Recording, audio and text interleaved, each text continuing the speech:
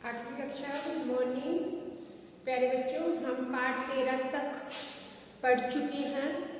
पाठ 13 जहां पहिया है, आपने वहां तक काम पूरा कर लिया होगा। तो इसके बाद पाठ 14 अकबरी लोटा। अकबरी लोटा में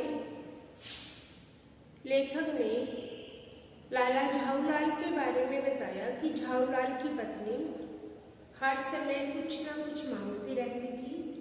तो उसने अपने पति से इसी प्रकार कुछ मांगे, तो उसके पास पैसे नहीं थे। तो उसका एक मित्र था बीरबासी जी, तो उसने उसको पैसे का प्रबंध करने के लिए कहा। तो उसने पैसे का प्रबंध करने के लिए अनेक प्रयत्न किए। उसके बाद इसमें पाठ में बताया गया कि लाला झाऊलाल के पास एक लोटा था, जो खानदानी, जो पुराने समय का लोटा था। तो एक अंग्रेज व्यक्ति पुरानी चीजें खरीदने का बहुत शौकीन था, तो वह पुरानी चीजों का संग्रह करता था। तो उसने वो झाऊलाल का लोटा खरीद लिया। इस पाठ में उसी का वर्णन किया गया, तभी इसे अकबरी लोटे का नाम दिया गया। तो उस लोटे को उन्होंने अकबरी लोटा बताया कि अकबर के समय का ये लोटा है। तो उसने उस लोटे को इसीलिए ले लिया। तो अब हम पाठ पढ़ेंगे। तो पाठ पढ़ने के साथ बेटा अपनी पेंसिल हाथ में रखो। जो कठिन शब्द हैं उसके अर्थ साथ साथ लिखेंगे, ताकि आपको दिक्कत ना हो। कठिन शब्द, कई बार शब्द का अर्थ ना पता हो तो हमें मुश्किल होती है। तो आप शब्दों के अर्थ साथ साथ लिखते जाएंगे और पाठ को पढ़ेंगे ध्यान पूर्वक। तो अपनी बुक खोलो। पाठ 14, पाठ का नाम है अकबरी लोटा। पाठ का नाम क्या बताया? अकबरी लोटा। और इसके लेखक कौन हैं? अन्नपूर्णानंद वर्मा। अन्नपूर्णानंद वर्मा। तो पेज नंबर 80, पेज नंबर 80 पर हम शुरू करेंगे पाठ पठन। अकबरी लोटा, लाला झाऊलाल। रेखांकित करो, लाला का नाम झाऊलाल। को खाने पीने की कमी नहीं थी, कि उनके पास बहुत पैसे थे। काशी की ठठेरी बाजार में मकान था। रेखांकित करो, मकान का था काशी के ठठेरी बाजार में। नीचे की दुकानों से 100 रुपए मासिक करीब किराया उतर आता था। मासिक मतलब महीने का।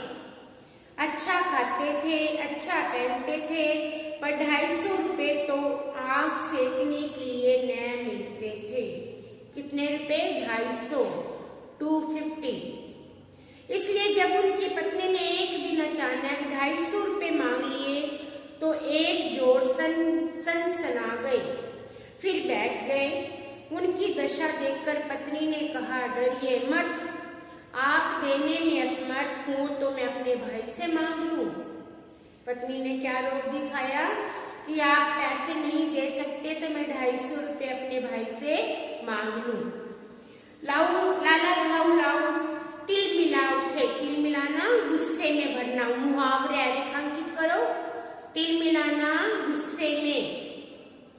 उन्होंने रोब के साथ कहा, अजी हटो, 250 रुपए देने के लिए भाई से भीख मांगोगी? मुझसे ले लेना, लेकिन मुझे इसी जिंदगी में चाहिए। ये अजी किसी सप्ताह में ले लेना। कौन? उनकी पत्नी कह रही है कि मुझे बहुत जल्दी चाहिए। सप्ताह से इसका तात्पर्य 7 दिन से है और 7 वर्ष से। लाला झाऊलाल ने रोब के साथ खड़े होकर कहा, आज से 7वें दिन मुझसे 250 रुपए ले लेना। लेकिन जब 4 दिन ज्यों के त्यों बीत गए, रुपये का कोई प्रबंध न हुआ, तो उन्हें चिंता होने लगी। प्रश्न अपनी प्रतिष्ठा का था। अपने घर में उसकी साख खाता। साख इज्जत। रेखा इसको भी करो रेखांकित, साख इज्जत। देने का पक्का वादा करके अगर मैं दे सके तो मन में क्या सोचोगी? वो उसकी नजरों में उसका क्या मूल्य रह जाएगा? अपनी माँ बाई की सैकड़ों गाथाएं सुना चुके थे। गाथाएं, कहानियां। अब तो एक काम पड़ा, चारों खाने चित हो गए। यह पहली बार उसके मुंह खोलकर कुछ कुछ रुपयों का सवाल किया था। सवाल प्रश्न, इस समय अगर तुम दुम निकाल कर भागते तो उससे क्या मुंह दिखलाओगे? खैर, एक दिन और बीता। 5वें दिन घबराकर उन्होंने पंडित बिलवासी मिश्र को अपनी विपदा सुनाई। मित्र का नाम अंडरलाइन करो, बिलवासी मिश्र। विपदा, मुसीबत। संयोग कुछ ऐसा बिगड़ा कि बिलवासी जी उस समय बिल्कुल खुश्क थे, अर्थात कुछ नहीं था। उन्होंने कहा, मेरे पास तो है नहीं, मैं कहीं से मांग जांच कर लाने की कोशिश करूंगा। अगर मिल गया तो कल शाम तक तुम्हें मकान पर मिलूंगा। वही शाम आज थी, हफ्ते का अंतिम दिन था। कल 250 रुपया गिन देना या सारी हेकड़ी से हाथ धोना। हेकड़ी, घमंड। रेखांकित करो, हेकड़ी, घमंड। यह सच है, कल रुपया न आने पर उसकी स्त्री उन्हें दामन फांसी न कर देगी, केवल जरा सी हंस देगी। वह कैसी हंसी होगी, कल्पना मात्र से झाऊलाल में मरोड़ पैदा हो जाता है। मरोड़, घमंड। आज शाम को पंडित बिलवासी मिश्र को आना था। यदि न आए तो कहीं रुपए का प्रबंध वे न कर सके। अगला पेज निकाल लो, पेज 82। उसी उधेड़पुर में पड़े लाला झाऊलाल छत पर टहल रहे थे। कुछ प्यास मालूम हुई। उन्होंने नौकर को आवाज दी। नौकर नहीं था, खुद उनकी पत्नी पानी लेकर आई। वह पानी तो जरूर लाई, पर गिलास लाना भूल गई थी। केवल लोटे में पानी लिए वह प्रकट हुई। फिर लोटा भी संयोग से वह बेढंगी सूरत के कारण लाला झाऊलाल को सदा से नापसंद था, अर्थात लोटा इतना गंदा था। तो नया साल 2 साल का ही बनाकर कुछ ऐसी गड़र उस लोटे की थी, उसका बाप डमरू, माँ चिलम रही हो, अर्थात डमरू की तरह उसकी शेप हो गई थी। लाला ने लोटा ले लिया, बोले कुछ नहीं। अपनी पत्नी का अदब मानते थे। अदब, सम्मान मानना ही चाहिए, इसी को सभ्यता कहते हैं। जो पति अपनी पत्नी का न हुआ वह पति कैसा। फिर उन्होंने यह भी सोचा, लोटे में पानी दे तब भी गनीमत है। अभी अगर चूं कर देता हूँ, बाल्टी में भोजन मिलता। यदि अब झाऊलाल कुछ बोलते तो उन्हें क्या मिलता? बाल्टी में भोजन। तब क्या करना बाकी रह जाएगा? लाला अपना गुस्सा पीकर पानी पीने लगे। उस समय वे छत की मुंडेर के पास खड़े थे। मुंडेर, छत का किनारा। जिन बुजुर्गों ने पानी पीने के संबंध में यह नियम बनाए थे, अब खड़े खड़े पानी न पियो। अब ये भी रेखांकित करो कि पानी पीने के कौन कौन से नियम है। नंबर 1, खड़े खड़े पानी नहीं पीना चाहिए। नंबर 2, सोते समय पानी नहीं पीना चाहिए।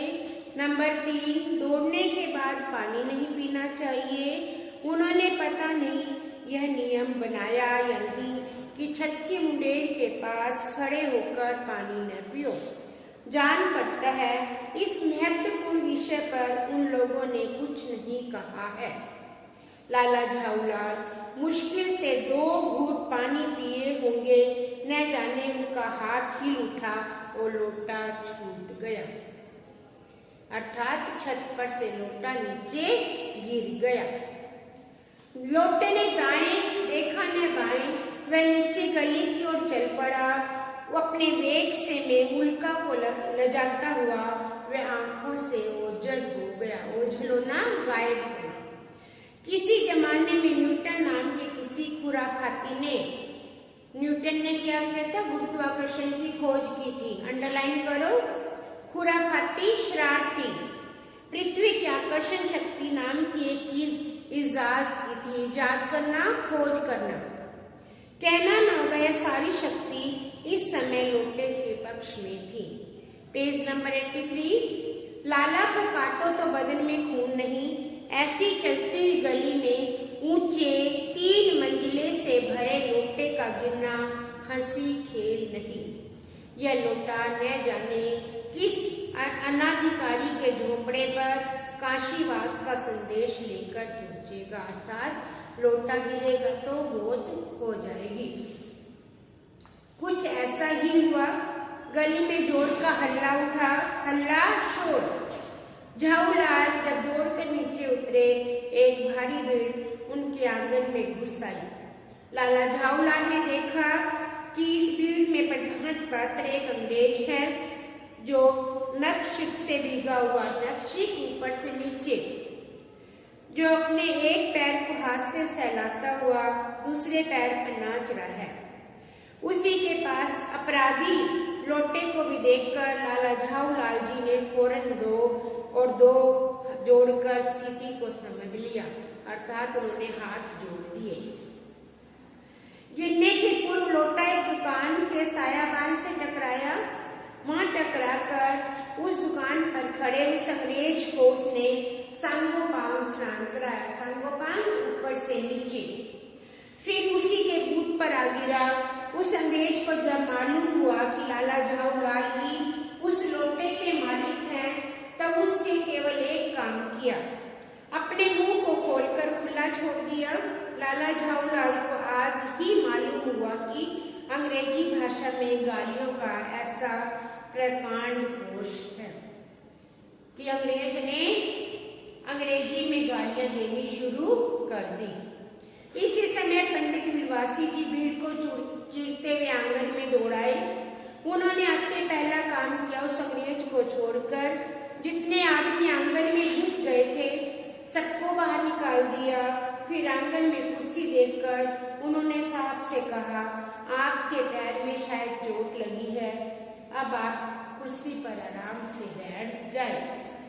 बिलवासी जी ने स्थिति को संभाल लिया। साहब बिलवासी जी को धन्यवाद देते हुए बैठ गए। लाला झाऊलाल की ओर इशारा करके बोले, आप इस शख्स को जानते हैं? शख्स आदमी? बिल्कुल नहीं, मैं ऐसे आदमी को जानना नहीं चाहता जो नहीं रहा चलतों पर लोटे के वार करे, वार हमला।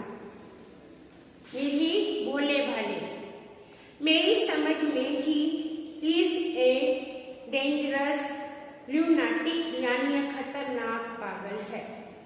नहीं, मेरी समझ में he is a dangerous criminal, नहीं यह खतरनाक मुजरिम है, अपराधी। परमात्मा ने लाला झाऊलाल की आंखों को इसमें कहीं देखने के साथ खाने की भी शक्ति दे रखी थी।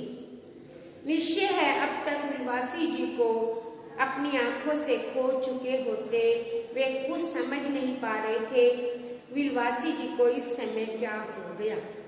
साहब ने विलवासी जी से पूछा, तो क्या करना चाहिए? तो बच्चों, ये पेज नंबर 84 तक हम इस क्लास में पढ़ेंगे और दूसरा हम आगे पढ़ेंगे।